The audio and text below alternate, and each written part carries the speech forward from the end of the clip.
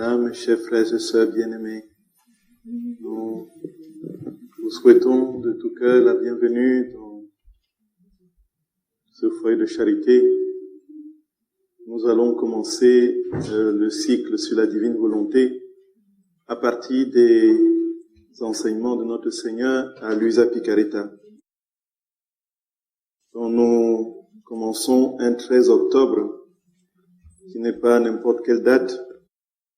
C'est la date de la dernière apparition de Fatima, où le Seigneur, d'une manière particulière, va démontrer sa puissance et opérer le grand miracle que nous connaissons tous, le miracle du soleil.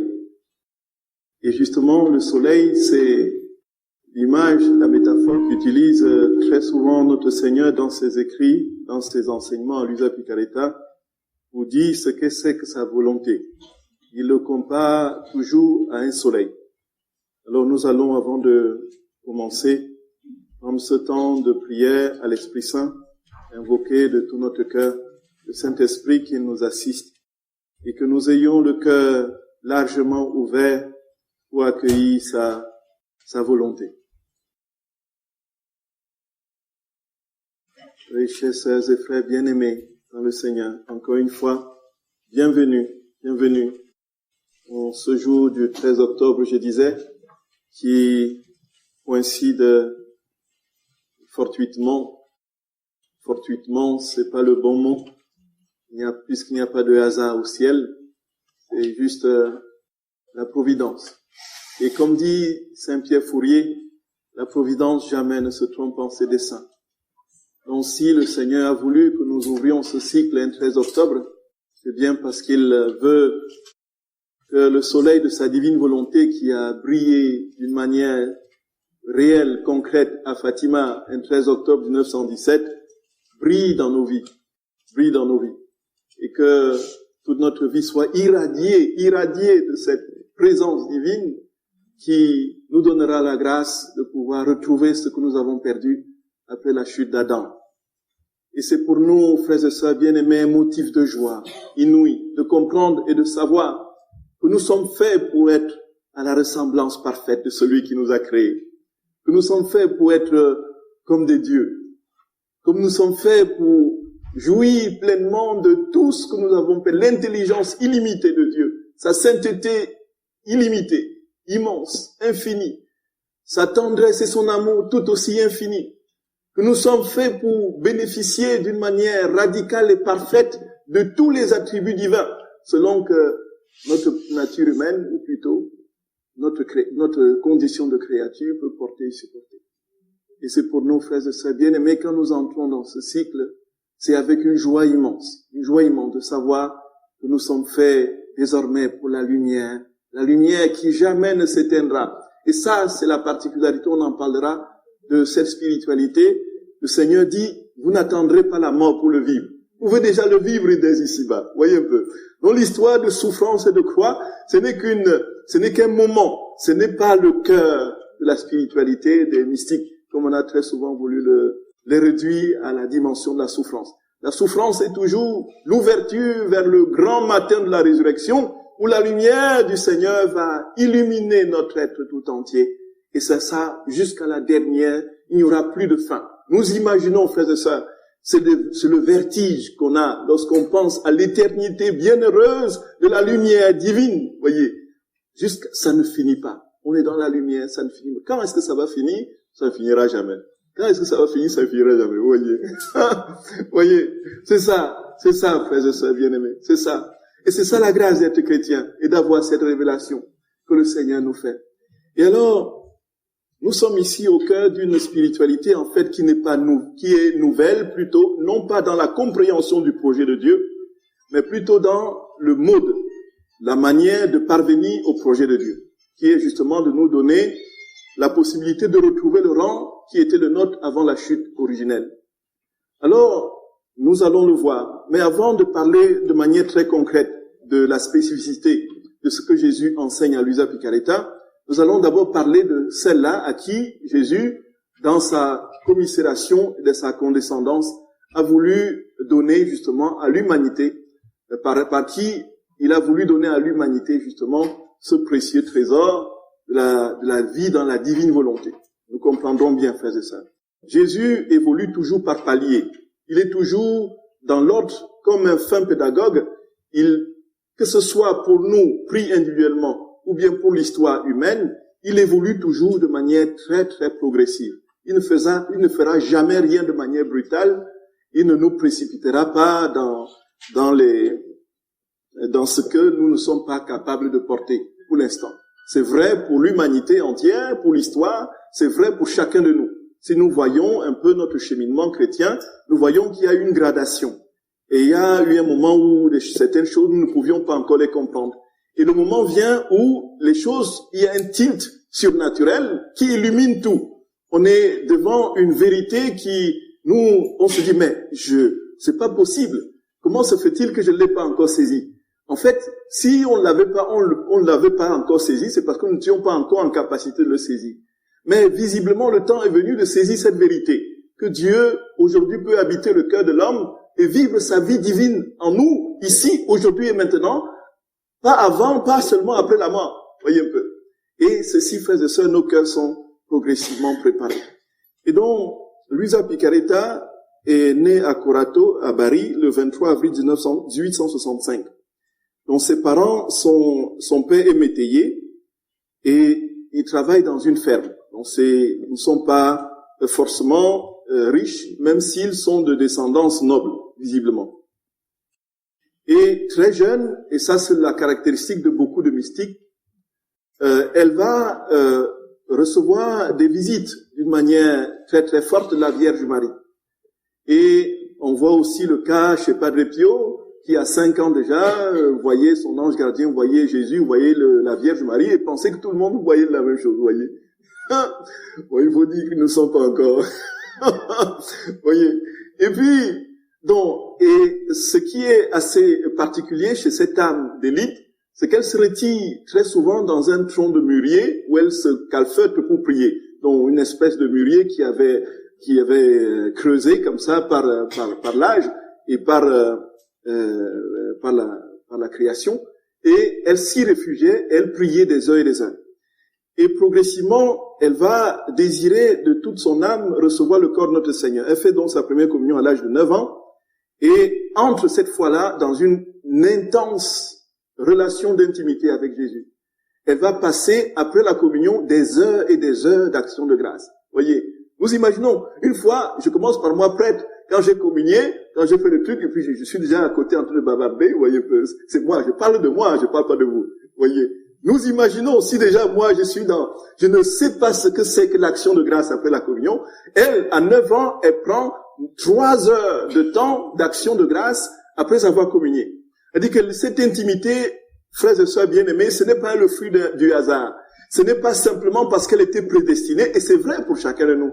Nous ne sommes pas, frères et sœurs bien-aimés, simplement parce que nous avons la grâce sanctifiante qui agit en nous par le Saint-Esprit reçu au baptême, que d'office, nous sommes, d'emblée entrés dans une intimité parfaite avec Dieu. Il y a cet effort, et nous voyons que si nous ne prenons pas le temps d'entrer dans une relation de prière, d'intimité avec le Seigneur des heures et des heures, nous ne serons pas fascinés. Nous ne serons pas façonnés, pardon. Être complètement transformé en Dieu dépend du temps que nous prenons avec lui, au fond. La vérité est là. C'est vrai, nous prenons le temps, si nous prenons le plus de temps devant la télé, nous verrons que tout au long de la journée, les images de la télé définiront dans notre tête. C'est exactement la même chose. Quel que soit le milieu que nous fréquentons, nous sommes enfumés, imbibés par ce que nous vivons. Il s'ensuit, frères et sœurs bien-aimés, que pour être imprégné de Dieu, il y a ce temps nécessaire de ce cœur à cœur prolongé, d'intimité parfaite, de communion de cœur à cœur avec le Seigneur. Et donc, c'était leur caractéristique. C'était pas des âmes d'office prédestinées qui étaient portées, secourues par la grâce surnaturelle et qui les projetaient d'emblée dans une extase continuelle. Non, non. C'était des âmes qui prenaient le temps, justement, d'entrer dans cette relation pour que le Seigneur prenne le temps de les façonner. Et ça, c'est indispensable pour nous-mêmes. Et donc, à l'âge de 18 ans, de son balcon, elle voit, elle baisse la tête et voit, n'est-ce pas, le Christ comme un grand spectacle grandeur nature qui porte sa croix et qui est suivie d'une foule. En fait, elle a devant les yeux la scène de Golgotha, la montée au calvaire. Et le Seigneur lève la tête et lui dit, âme, aide-moi. Âme, aide-moi. Et à partir de ce moment, elle sera progressivement conduite justement à un état de communion intime avec Dieu, cette fois-ci dans la compréhension et dans le vécu de sa souffrance. Et elle va vivre quelque chose de particulièrement marquant. Nous sommes ici dans un foyer de charité et Marthe Robin l'a vécu à sa manière, selon le dessein et le projet que le Seigneur avait sur elle. Elle a vécu pratiquement la passion de notre Seigneur de tous les jeudis jusqu'au lundi matin, pour ce qui est de Marthe Robin. Elle, c'était quasiment toutes les nuits.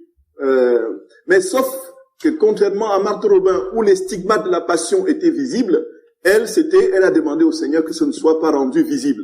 Donc, elle n'avait aucune trace visible. Mais elle souffrait tout aussi, et même certaines fois, bien plus douloureusement, que lorsque les plaies sont ouvertes. Parce que, pour ce qui nous est dit, lorsqu'on lit les mystiques, apparemment, lorsque les plaies s'ouvrent, il y a un soulagement. Il y a un soulagement quelque part. Mais quand la souffrance ne sort pas, c'est vrai aussi d'un point de vue psychologique. Il faut sortir sa souffrance pour être soulagé. De même, pour ces blessures surnaturelles, le fait que cela saigne, il y a un léger soulagement. Et c'est bien aussi ce que Padre Pio décrit. Mais elle, donc, c'était contenu. C'est pour dire que sa souffrance était bien plus forte parce qu'elle était contenue. Elle ne pouvait pas l'offrir. Et voilà ce qui va se passer progressivement. Elle va entrer dans un état, une maladie que personne n'arrive à guérir, qui va la placer régulièrement dans un état de rigidité cadavérique. Et pour l'en sortir, il faut la présence d'un prêtre. Et ça, frères et sœurs bien-aimés, c'est le grand mystère. Le Seigneur avait donné les pouvoirs à tous les prêtres qui l'entouraient, tous ses confesseurs. C'était un pouvoir inouï. De sorte qu'elle croyait que par ce pouvoir, puisque lorsqu'elle était dans cet état, seul le prêtre pouvait venir la bénir et la sortir de cet état. Elle croyait donc que tous les prêtres étaient saints, étaient des saints. Oui, un peu. Mais c'est pas les prêtres qu'elle a le plus souffert. Elle a le plus souffert. On la taxait de, décervelée, qu'elle faisait son cinéma, qu'elle était schizophrène, qu'elle était ainsi de suite. Tout ce qu'on peut aujourd'hui imaginer de pathologie psychologique, elle en était affublée. Et voici que le Seigneur lui dit, lorsqu'elle s'en plaint, je veux que tu leur obéisses. Bon ou mauvais. C'est fou. C'est fou. Et ne les contrarie en rien. Aujourd'hui, frères et sœurs bien-aimés, nous avons honte d'être prêtres. Voyez, avec ce qui se passe. Quand on voit, on rase les murs. Voyez un peu. On rase les murs. Le prêtre aujourd'hui rase les murs. Pourtant, c'est dans ces vases d'argile, avec leur fragilité, leur misère, leur puanteur, on pourrait dire, que le Seigneur passe pour accomplir son œuvre, de la manière la plus incroyable qui soit. Et comment se fait-il que elle qui voit Jésus, elle qui a la possibilité de parler face à face avec Dieu, soit contrainte d'obéir à une créature humaine, fût-elle son serviteur, fût-il son prêtre? Et ceci, frères et sœurs bien-aimés, c'est le mystère. C'est le mystère. On ne saura jamais véritablement l'élucider ici, que le Seigneur dépose des trésors dans des vases si fragiles. Et on ne peut pas, on est assez bien placé aujourd'hui pour comprendre la fragilité, la misère, justement, du prêtre. Ce qui est clair, c'est que le Seigneur lui dit, ne les contraignez jamais. Et donc, elle aura une succession de prêtres qui vont terriblement la faire souffrir. Et elle aura aussi des prêtres saints, des saints prêtres, qui seront son confesseur. Parmi eux, il y a Saint Annibal Maria di Francia. C'est le fondateur de la congrégation des rogationnistes, qui a été canonisé par Jean-Paul II en 2005, et qui a fondé donc cette congrégation qui prie pour les vocations. Donc c'est un très grand saint prêtre italien, et il y a la branche masculine et la branche féminine. Alors ce qui se passe, c'est que le Seigneur va lui demander donc, progressivement, elle va progressivement garder le lit. Elle ne pourra plus sortir de son lit, et elle va vivre quelque chose de l'ordre d'une offrande perpétuelle. En fait, elle se nourrit du travail de ses mains. Elle tricote, et elle a des jeunes filles qui viennent en apprentissage auprès d'elle, et c'est comme ça qu'elle gagne sa vie, de manière très stricte et rigoureuse. il n'y avait pas un seul centime qui dépassait le budget. Et quand elle recevait les offrandes, qu'elle recevait de l'argent, elle les renvoyait immédiatement. Voyez, il dit, j'en ai pas besoin. Donc, une vie absolue, accrochée à la providence divine, qui faisait que son seul trésor et sa seule réserve, sa seule sécurité, c'était Dieu. Et ce faisant, elle va ainsi progressivement, avec la grâce que le Seigneur lui fait, recueillir pendant près de 40 ans durant des enseignements sur la divine volonté. Et c'est consigné dans 36 volumes, ces enseignements sont consignés dans 36 volumes, qui sont parus aujourd'hui, pour ce qui est de la traduction française, aujourd'hui dans sa totalité, et qui ne sont pas encore très très répandus. Réziac a publié jusqu'au tome 16, c'est ça. Et puis ça va certainement suivre. Alors, que contiennent ces enseignements? Il faut dire d'abord, avant d'y arriver, comment est-ce que l'Usa Picaretta reçoit ces enseignements? Voyons, frères et sœurs bien-aimés, qu'il y a différents modes de connaissance dans l'ordre de la relation à Dieu. Il y a une connaissance qui nous vient de la nature. Dieu nous parle par la création. Ça, c'est c'est le niveau basique et universel. Par la création, nous avons un langage du divin. Dieu nous dit quelque chose par ce qu'il crée, par ce que nous voyons dans la création. Vient ensuite, justement, la révélation qui se greffe sur la création, dont la Bible que nous avons reçue, l'Ancien et le Nouveau Testament, où Dieu a parlé à travers, n'est-ce pas, les patriarches, les prophètes, ses apôtres, son Église, et jusqu'aujourd'hui. Du moins, c'est contenu dans la Bible, la révélation.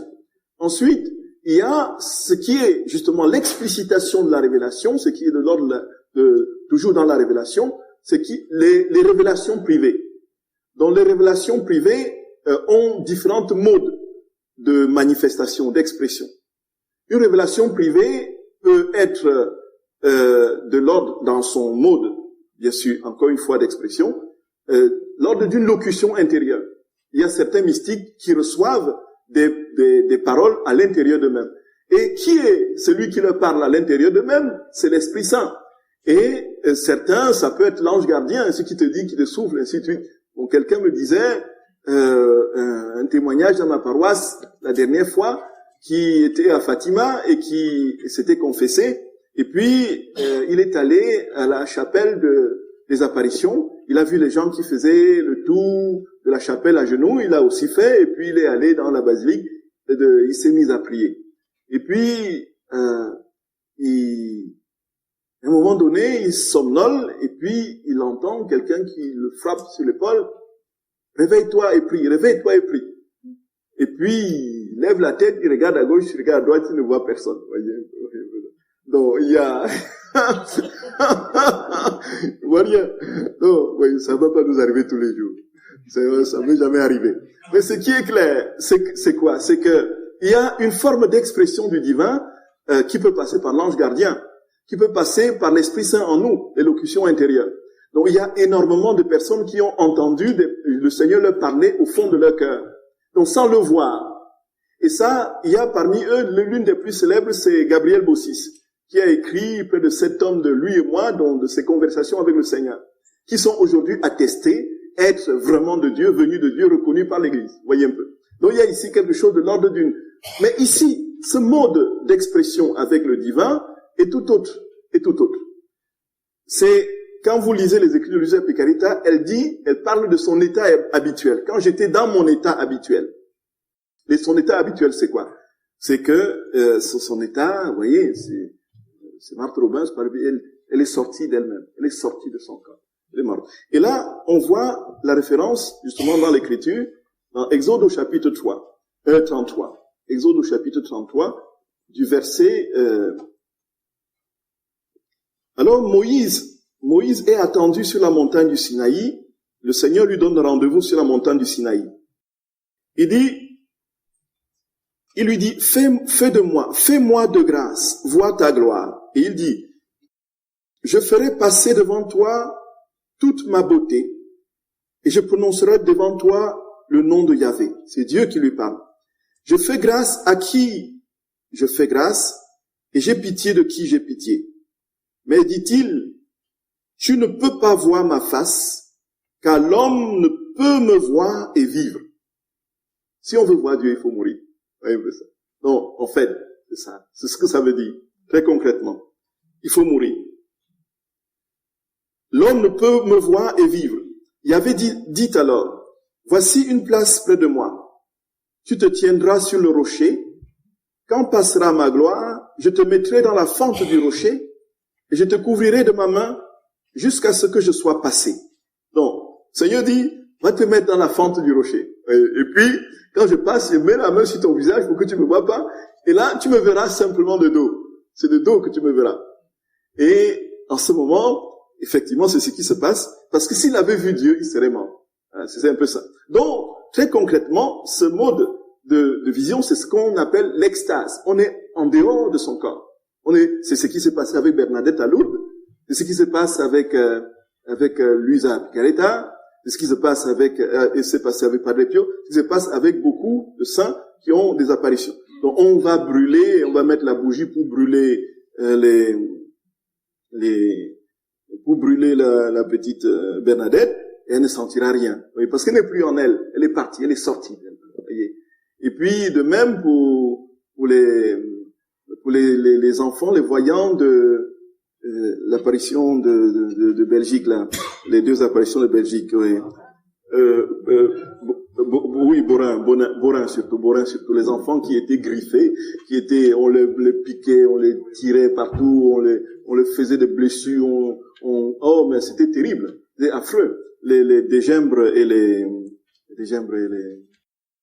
voisins, tout à fait, merci. Alors, ils ont subi toutes sortes de tortures. Ils n'ont rien senti parce ils n'étaient plus en eux. Donc, c'est pour dire quoi très concrètement? C'est que dans ce mode de communication, il y a une relation directe à Dieu, une vision de Dieu, parce qu'on n'est plus dans son corps. Et donc, il y a donc une netteté, une précision dans ce qu'on peut entendre, qui ne sera pas un seul instant embrouillé par les pensées personnelles, par les sentiments personnels, tels qu'on peut le vivre dans l'élocution intérieure. Vous voyez un peu. Donc, il y a cet ordre-là. Et c'est pour dire, quoi, très concrètement, que si l'Église est arrivée à reconnaître les écrits de Luisa Picaretta avec toute sa force, puisque la Congrégation pour la doctrine de la foi, présidée à l'époque, en 94, par le cardinal Ratzinger, devenu pape Benoît XVI, c'est bien parce que ils n'ont trouvé aucune erreur, rien qui soit contre la vérité révélée, biblique, rien contre le magistère, la doctrine, l'interprétation donnée par l'Église de l'Écriture, et rien qui puisse nuire à la foi et aux mœurs des chrétiens. Et donne une autorisation pour une large diffusion de ces écrits, qui aujourd'hui nourrissent une multitude d'âmes, frères et sœurs. Je peux vous dire que j'ai été complètement transformé à la lecture de Luisa Picaretta. Mon ministère a pris une autre tournure. Nous allons voir pourquoi au fur et à mesure. C'est puissant, c'est puissant. C'est comme j'ai rarement eu à vivre quelque chose de l'ordre de la relation à Dieu. Où Dieu te dit, je suis avec toi, je mange avec toi, je bois avec toi, je dors avec toi, mon petit. Un peu. Je souris avec toi. C'est moi c'est pas avec toi. C'est moi qui souris en toi, c'est moi qui ris en toi, c'est moi qui marche en toi. La vie est complètement transfigurée. Ce n'est plus la même perception qu'on a de nous-mêmes et des autres, et encore moins de Dieu. C'est quelque chose de particulièrement fort, mes très chers. Quelque chose de particulièrement fort. Et on va voir comment ça s'est déroulé. Alors, il faut dire d'abord, il faut souligner quelque chose de l'ordre de l'obéissance de Luisa à l'Église. C'est absolument important si nous voulons vraiment entrer dans ce. Frères et sœurs bien-aimés, il est très souvent, on remarque très souvent que nous avons parfois des grâces et des dons que le Seigneur nous fait. Il y a des charismes qui nous sont donnés très souvent par Dieu. Et le problème de l'homme, c'est qu'il y a une instrumentalisation insidieuse de ces charismes pour sa propre gloriole. Et progressivement, on a l'impression que le pauvre prêtre, il ne peut rien me dire, il ne peut rien m'enseigner, je n'ai rien à lui apprendre parce que j'ai une grâce particulière, Je peux prier sur les malades et ils sont guéris. Je peux parler des langues nouvelles. Je peux, ainsi de suite. J'ai une science plus élevée que le pauvre prêtre de campagne qui depuis des décennies n'a pas ouvert un seul livre. Je peux, ainsi de suite. On arrive, frères et sœurs bien-aimés, à se croire progressivement au-dessus de l'Église. Avec ce que Luisa Picaretta a vécu, il y a quelque chose, frères et sœurs bien-aimés, de particulièrement déroutant. Avec une telle floraison de charisme, une telle possibilité de parler à Dieu face à face, puisque on lit, frères et sœurs bien-aimés, quelque chose de l'ordre d'une intimité et même, et ça peut choquer certains, d'une familiarité avec Dieu, pardon. Dieu est tellement familier avec elle qu'on se dit, mais mon Dieu, où est la distance qu'elle prend avec, dis mon chéri d'amour. Oui, pourquoi ne pas appeler Dieu mon chéri d'amour? Oui, mon Jésus chéri d'amour. Oui, moi je t'aime mon Jésus chéri d'amour. Oui, moi je t'aime mon Jésus d'amour. Oui, Dieu mon Jésus chéri d'amour. Oui, je t'aime. Oui, où est le mal à cela?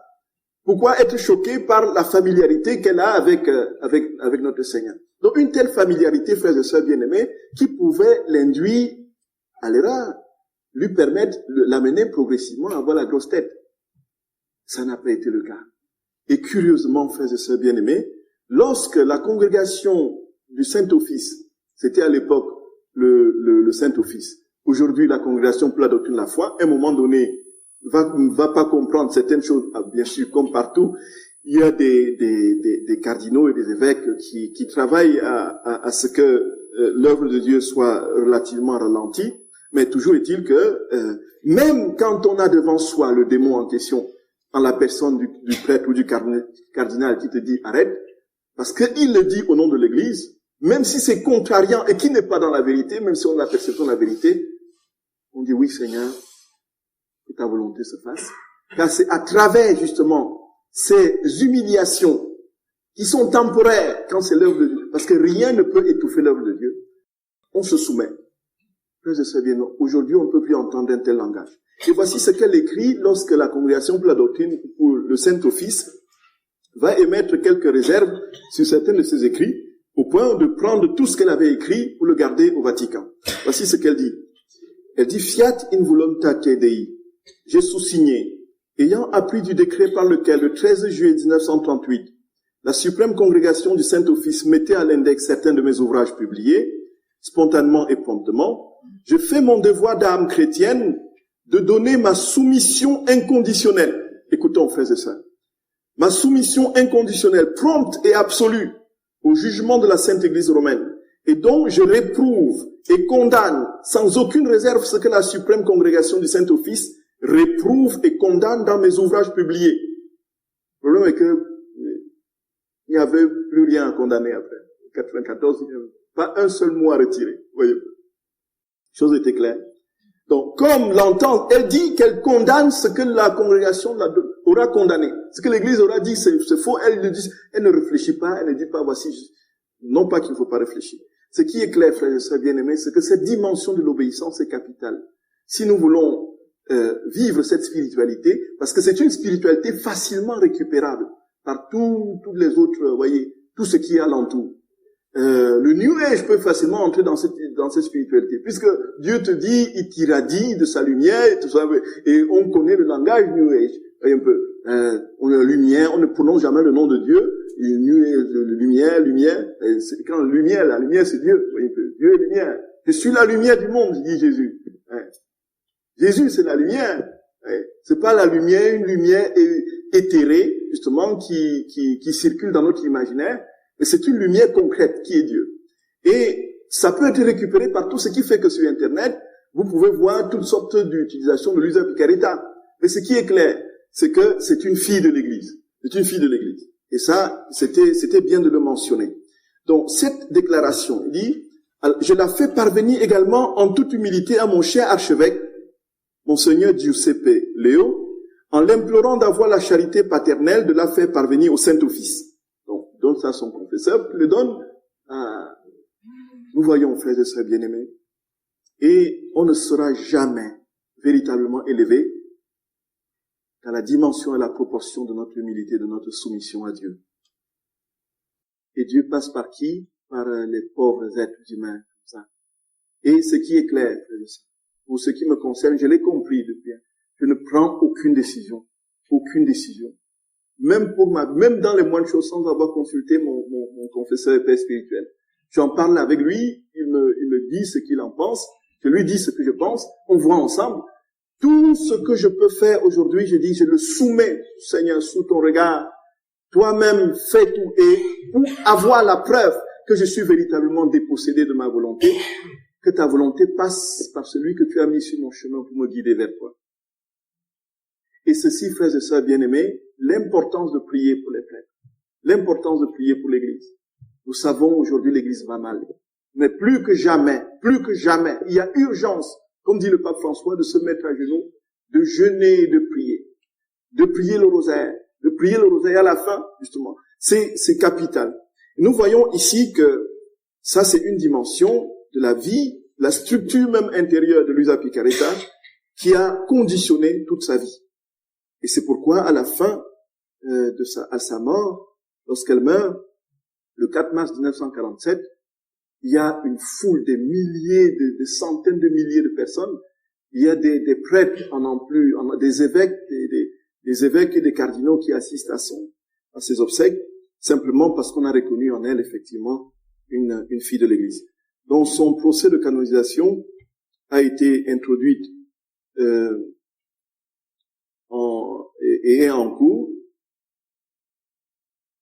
Et en mars 1997, le tribunal de la Congrégation pour la cause des saints va déclarer unanimement que Luisa Picarreta avait vécu une vie d'héroïque vertu et que ses expériences mystiques étaient authentiques. Voilà. C'est pourquoi je peux vous en parler dans une structure d'église, de charité ici, et je peux en parler très librement. Et donc sa cause de béatification est en cours, et un deuxième postulateur a repris le flambeau après le décès du premier.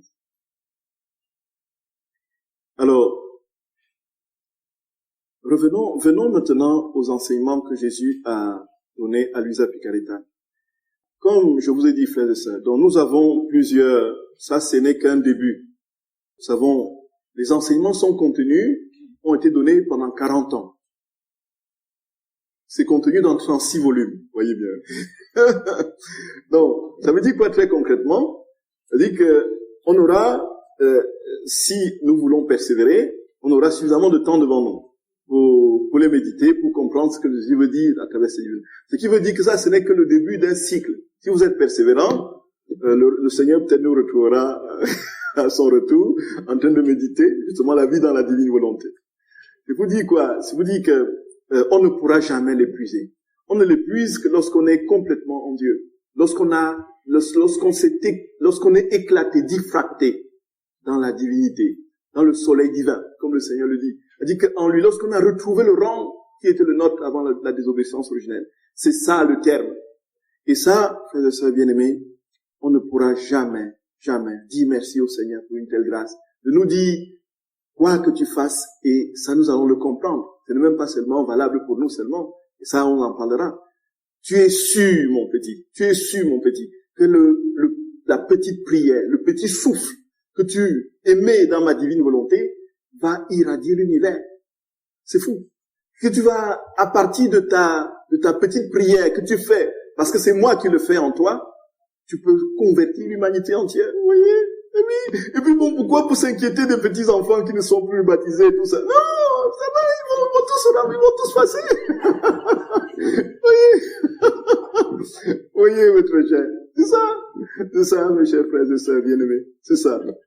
Et, alors, il faut dire que, déjà, la question de la vie en Dieu, la divine, c'est né. Le Seigneur ne fait que réaliser d'une manière concrète ce qu'il y a dans l'Écriture.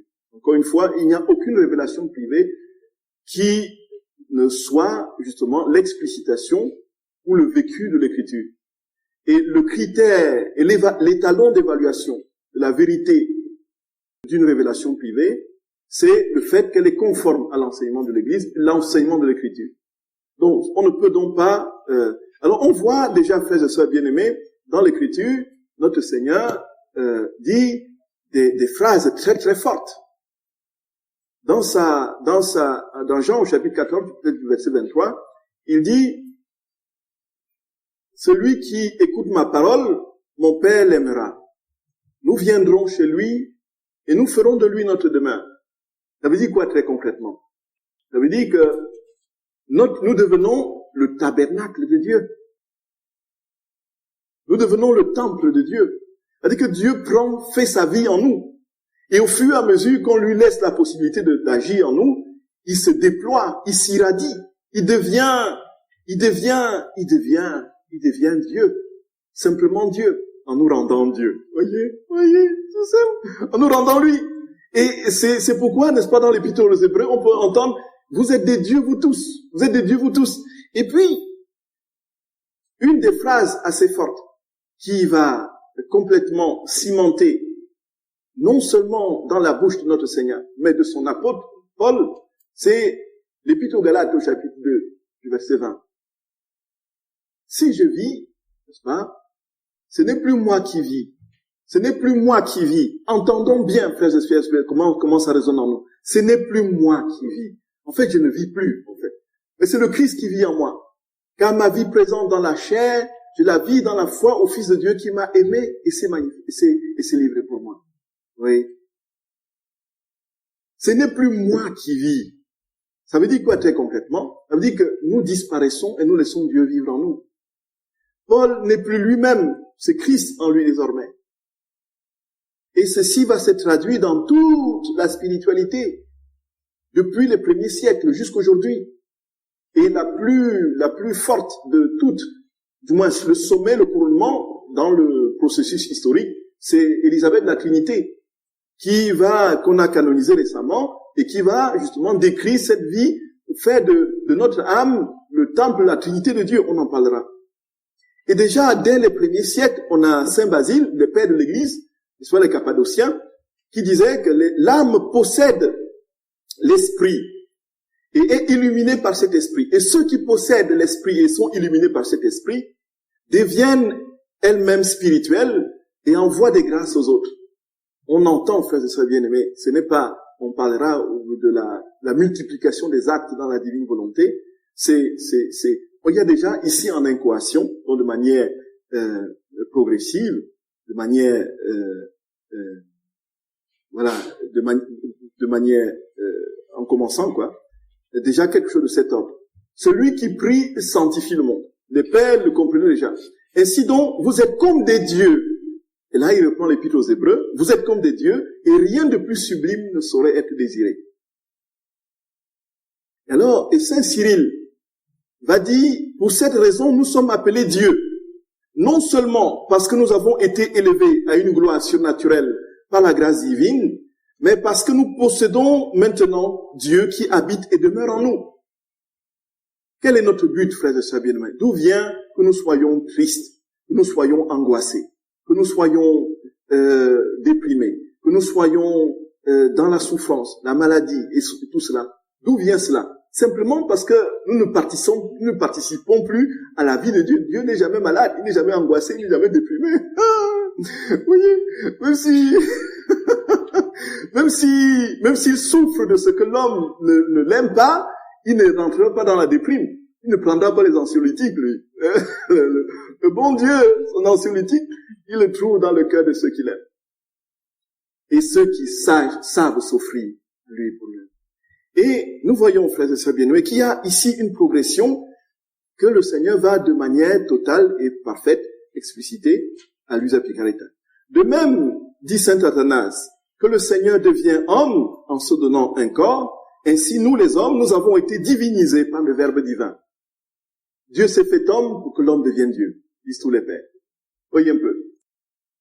Et ça, en Orient, dans l'Orient chrétien, il y a eu une plus grande compréhension de cette vérité, puisque toute la spiritualité est orientée vers ce qu'ils appellent la divinisation, la transfiguration, ainsi de suite. Certains disent la christification.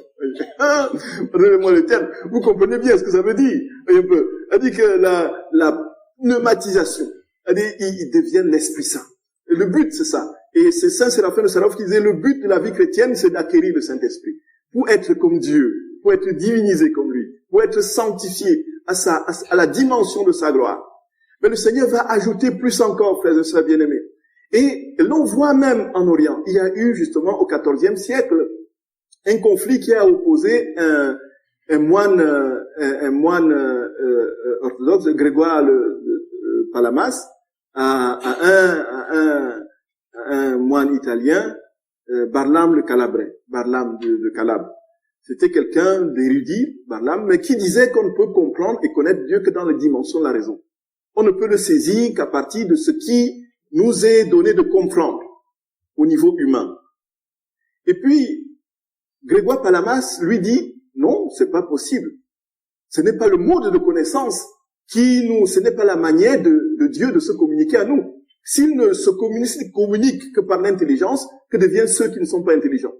Que deviennent ceux qui ne comprennent pas, voilà, ainsi de suite.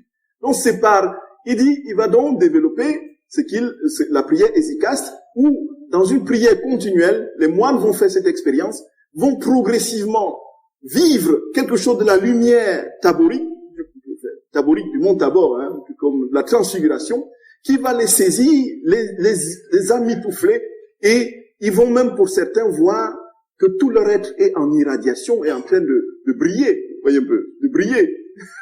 C'est la vérité, c'est la vérité. C'est pas symbolique, voyez. Donc ils ont fait ça. Et donc Grégoire Palamas va dire, voici, il y a en Dieu, il va faire une distinction, il y a en Dieu l'essence et les énergies. Il y a l'essence qui est imparticipable, je ne peux pas être infini comme Dieu, je ne peux pas être tout puissant, je ne peux pas être, tout amour, enfin, je ne peux pas être tout puissant, je ne peux pas être omniscient comme lui, ainsi de suite.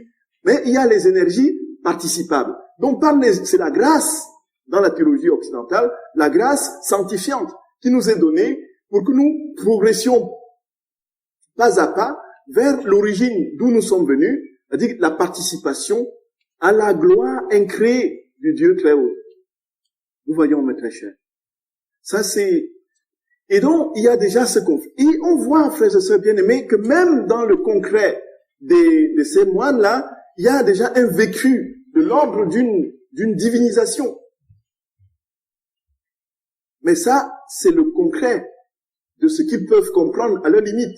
On verra l'ajout, ce que le Seigneur précise à l'usage du Carita. De sorte qu'on les a vus parfois donc devenir des boules de lumière. En Occident aussi, d'une certaine manière. Et Saint Padre Pio parle justement de cette divinisation de l'homme aussi. Et Padre Pio, on sait qui il est. Bon, il était bourru comme tout. Vous voyez, il giflait il giflait les femmes. On le voit même sur les photos prendre son cordon pour frapper les gens. Vous voyez un peu ça. Vous voyez, quand il se levait, il était en train de célébrer, il se retournait, il dit, toi, va-t'en, sors, devant tout le monde. Il l'humilie, oh, mon Dieu, ne faites jamais ça. Nous ne serons jamais Padre Pio, très bien. Et puis les personnes s'en vont complètement déboussolées dans une situation presque de déprime. Et là, Padre Pio, en ce moment, va s'offrir au Seigneur pour ces personnes. Et ils vont revenir en courant, parfois 1 jour, 2 jours après, se confesser et être complètement libérés. Vous voyez un peu ça. Donc, il était bourru comme ça. Sont des tempéraments qu'il nous faut, assez rêches, qui, justement, peuvent nous faire penser, mais comment est-ce qu'il peut être aussi violent, colérique, et puis avoir la grâce? Ce qui se passe, c'est que il est tellement uni au Seigneur au moment de sa célébration eucharistique, que lorsqu'il célèbre, après avoir communié, il devient, progressivement, une boule de lumière, une ampoule vivante. Une ampoule vivante qui va irradier les gens autour, tout autour. Vous voyez, tout autour, il irradie tout autour. Au point où on éteint les lumières et puis il brille, vous voyez un peu. Si on était tous des Padre Pio, on ferait faillite aux sociétés de l'électricité. Ouais.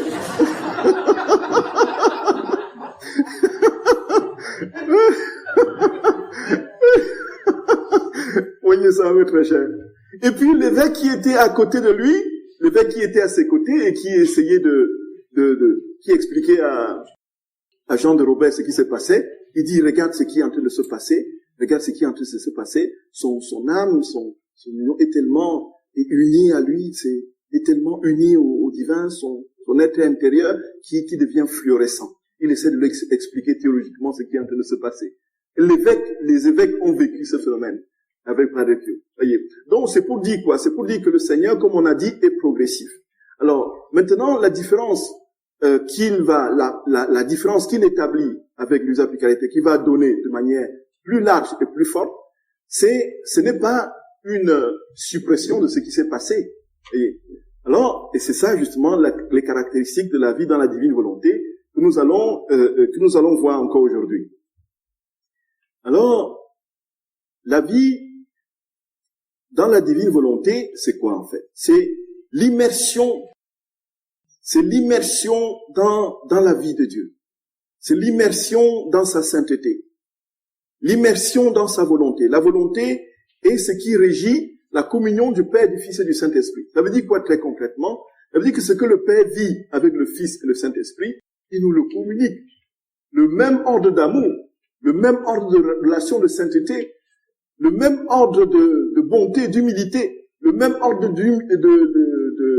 d'accueil de l'autre.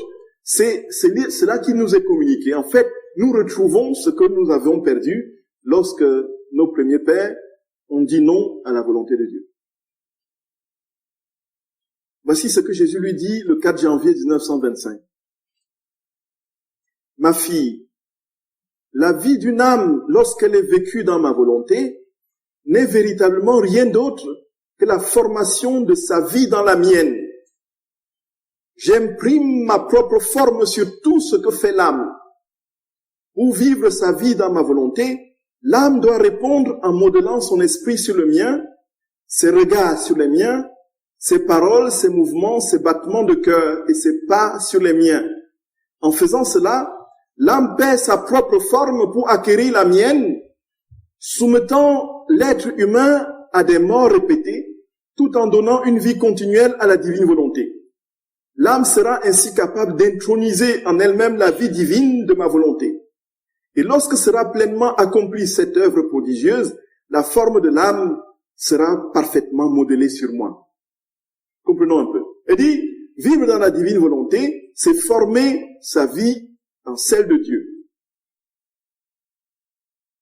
L'âme doit modeler son esprit sur le mien, ses regards sur les miens, ses paroles sur les miennes, ses mouvements sur les miens. Ça veut dire quoi? Ça veut dire quoi très concrètement? Que la vie dans la divine volonté, on va voir comment c'est que le Seigneur, frères et sœurs bien-aimés, vienne dans tout notre être, dans tout ce que nous sommes, faire tout ce que nous pouvons faire. Et que ce soit lui qui le fasse dans les moindres détails. Et ça, nos actes deviennent divins. Puisque ce sont des actes de Dieu. Nos paroles deviennent des paroles de Dieu. Nos pensées deviennent des pensées de Dieu. Nous voyons que nous en sommes loin. Nous en sommes loin. Largement loin, vous voyez un peu. Et nos vies deviennent celles, nos respirations deviennent celles de Dieu. C'est Dieu qui respire en moi. C'est Dieu qui regarde en moi. C'est Dieu qui parle en moi. C'est Dieu qui écoute en moi. C'est Dieu qui mange en moi. Vous voyez? Dieu qui mange en moi. C'est Dieu qui boit en moi. C'est Dieu qui dort en moi. C'est Dieu qui lit en moi. C'est Dieu qui parle. Tout dans les moindres détails que ce soit. Et ça, c'est la particularité. C'est que ce n'est plus nous qui vivons très concrètement. Il ne faut pas attendre la mort pour que ce soit possible. Il nous dit, c'est dès maintenant. Dès maintenant. Tu peux vivre ta vie. Je te donne cela, et ça, c'est la divine. Il te donne un cadeau. Tu as une possibilité pour toi aujourd'hui. Je te donne ce cadeau de vivre dans ma volonté. La vie dans la divine volonté. On en parlera, frères et sœurs. Alors, tout ce que nous avons cité, comment est-ce qu'il parvenait à cet état de conformité avec le Christ? C'était par une très longue ascèse. Une très longue ascèse. Alors, la sainteté et la perfection, donc, consiste simplement à dire, Jésus, viens vivre ta vie en moi. Dieu, viens vivre, donne-moi de te laisser, je te donne toute la place pour que tu vives ta vie en moi. Très simplement. Et comme on l'a dit, frères et sœurs bien-aimés, beaucoup ont travaillé de tout leur... Et nous voyons Sainte Élisabeth de la Trinité qui va développer une spiritualité qui fait de l'âme humaine le tabernacle d'esprit. De la Trinité, nous avons dit.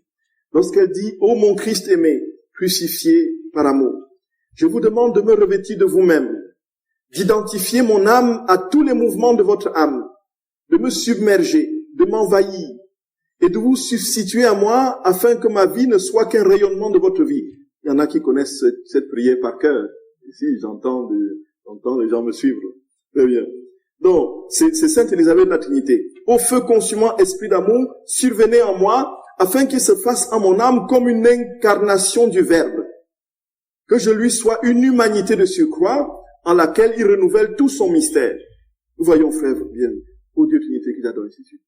Donc, que je sois une humanité de surcroît pour le Seigneur. Et ça, être une humanité de surcroît, auparavant, on tentait d'y atteindre, mais c'était au prix de nombreux efforts. De nombreux efforts.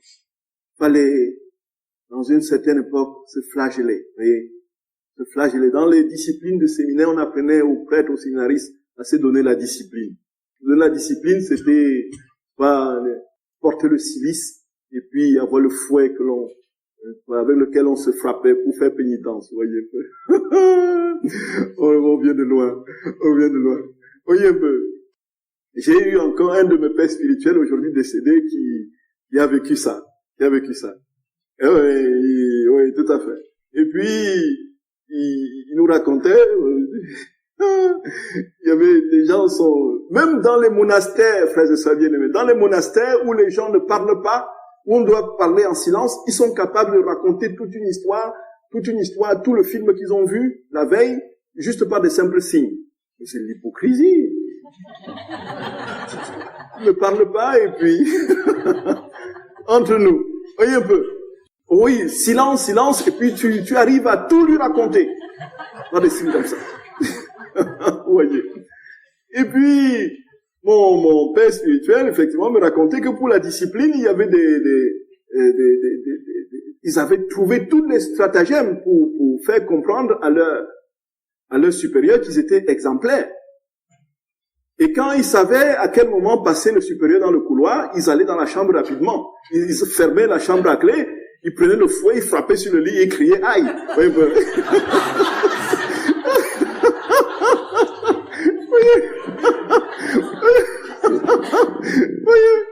Et puis, le supérieur qui passait, il était tellement émerveillé. « Oh mon Dieu, oh, qu'est-ce qu'il est pieux !» C'est dans la discipline, vous voyez un peu ça. Dieu te dit aujourd'hui par Luisa Pecarita, tout ça n'est plus nécessaire. Demande-moi de te faire le cadeau de ma volonté. Et tu seras transfiguré, sans avoir besoin de te torturer, voyez, de torpiller. Et ça, c'est quelque chose, frères et sœurs bien-aimés, de particulièrement puissant. Et ici, il y a une condition, c'est la condition, frères et sœurs bien-aimés, c'est de mourir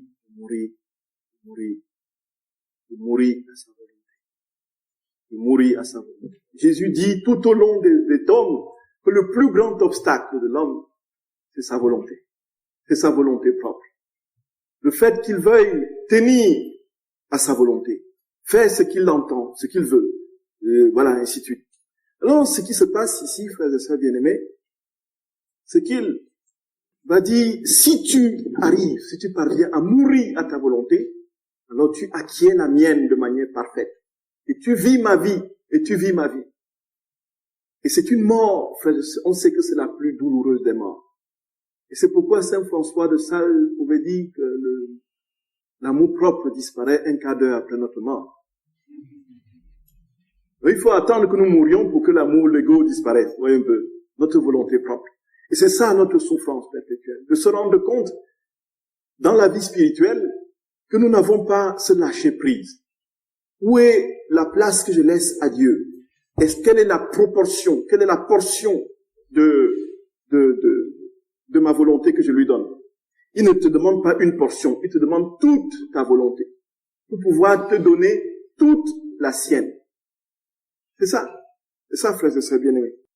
Il dit, à Luisa Picaretta, le 16 février 1921, il dit, ma fille, pour entrer dans ma volonté, il n'est besoin ni de chemin, ni de porte, ni de clé.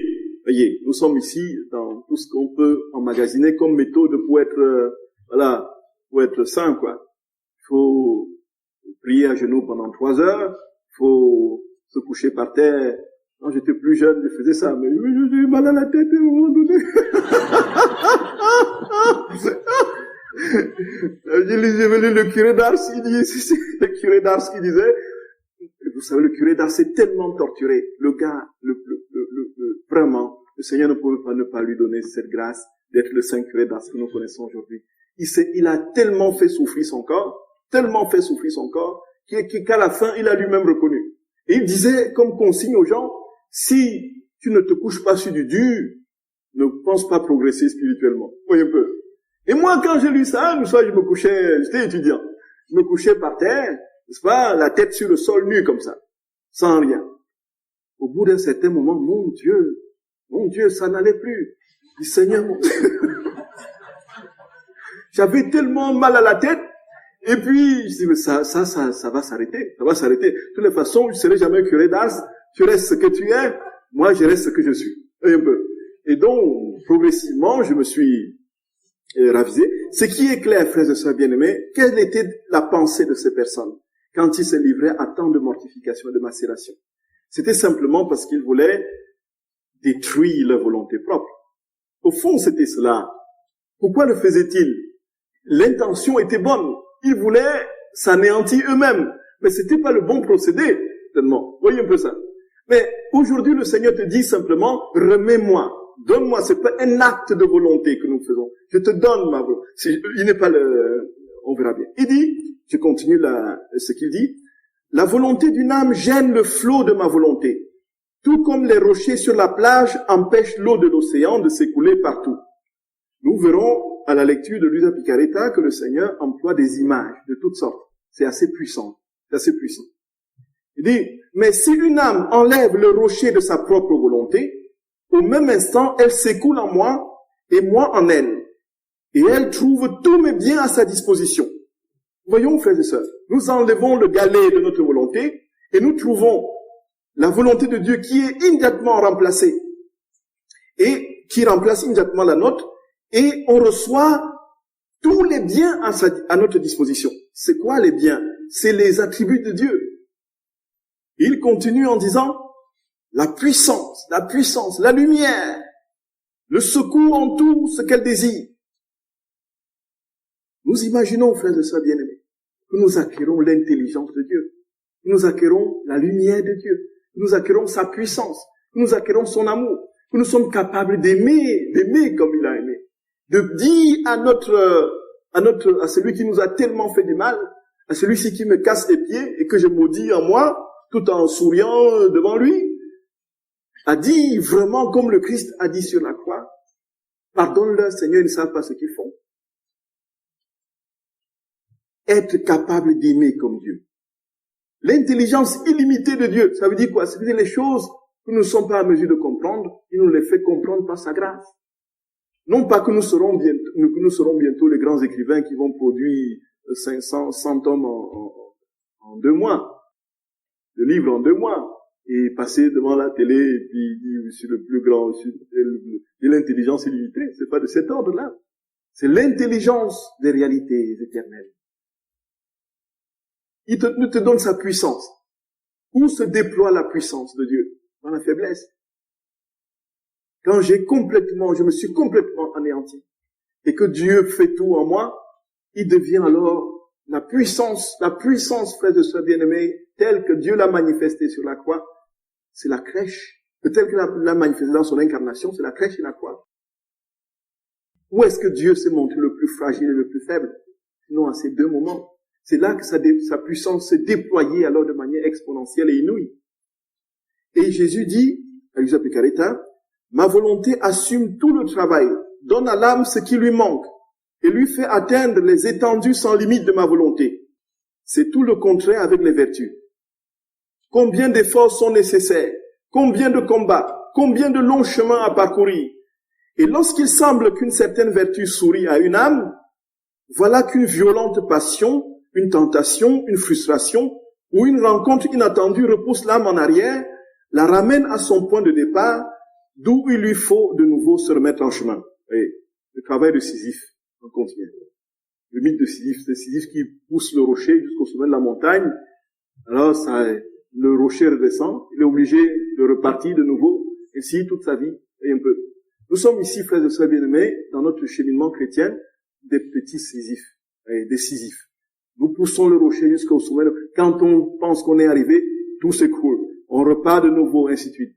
Et Dieu te dit, je suis capable en toi de stabiliser ta vie spirituelle. Je suis capable en toi, par ma volonté qui t'est donnée en cadeau, de vivre ma vie en toi de sorte que tu n'es plus ces yo-yo. Voyez un peu ça. Si tu sais chaque jour, chaque instant, m'offrir ta volonté pour recevoir la mienne. C'est simple comme bonjour, comme le lait qu'on respire. Le problème, c'est que c'est tellement simple qu'on se dit, mais ça peut pas être aussi simple. On est étonné devant la simplicité. Pourquoi faire simple quand on peut faire compliqué? C'est tellement, c'est vraiment Dieu à notre portée. Il te dit, à chaque instant, je peux infuser, le mot, infuser tes actions, infuser tes paroles, infuser tes regards, de sorte que je vive ma vie pleinement en toi. Et ceci pourquoi, frères et sœurs bien-aimés, parce qu'il a un seul projet. Et ça, il en parle au 3e fiat, la sanctification, que l'univers entier retrouve le rang, la place qui était le sien avant la chute, avant le péché.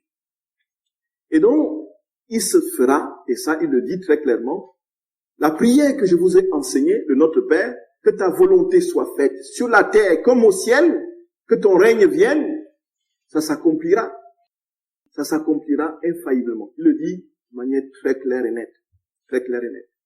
Et donc, il y a l'accomplissement de la volonté de Dieu dans les âmes qui vivent de sa divine volonté, qui progressivement vont irradier l'univers et progressivement, n'est-ce pas, faire advenir ce règne que nous attendons. Il va dire à Elisa Picaretta, si ça ne devait pas se réaliser, je ne vous aurais pas enseigné de notre Père, que ça va se réaliser. Un moment viendra où tous les hommes vivront de sa volonté, voyez un peu, où il n'y aura plus les jalousies, les crimes, tout ce qu'on voit aujourd'hui. Un moment viendra, la divine volonté va régner dans les cœurs, et où les gens penseront comme Dieu. La première chose que l'on fera lorsqu'on verra le prochain, ce sera de lui laisser la première place et de disparaître, et on sera en train de se bousculer pour de laisser la première place à l'autre, voyez un peu. Parce que nous aurons en nous l'infusion de l'humilité de Dieu. Nous comprendrons l'autre sans qu'il ait à nous parler, tellement nous sommes dans la communion d'amour, parce que nous vivons de la même volonté. Il y aura, le moment vient. Je veux dire que le Seigneur a dit que ça va venir. Je ne sais pas quand ça va venir, mais il dit, si ça ne devait pas se faire, je ne vous aurais pas appris le Notre Père. Je n'apprends rien, je ne demande pas à mon Père ce qui ne va pas se réaliser. Voyez un peu, mes très chers. Et sur ce, on va se reposer un peu.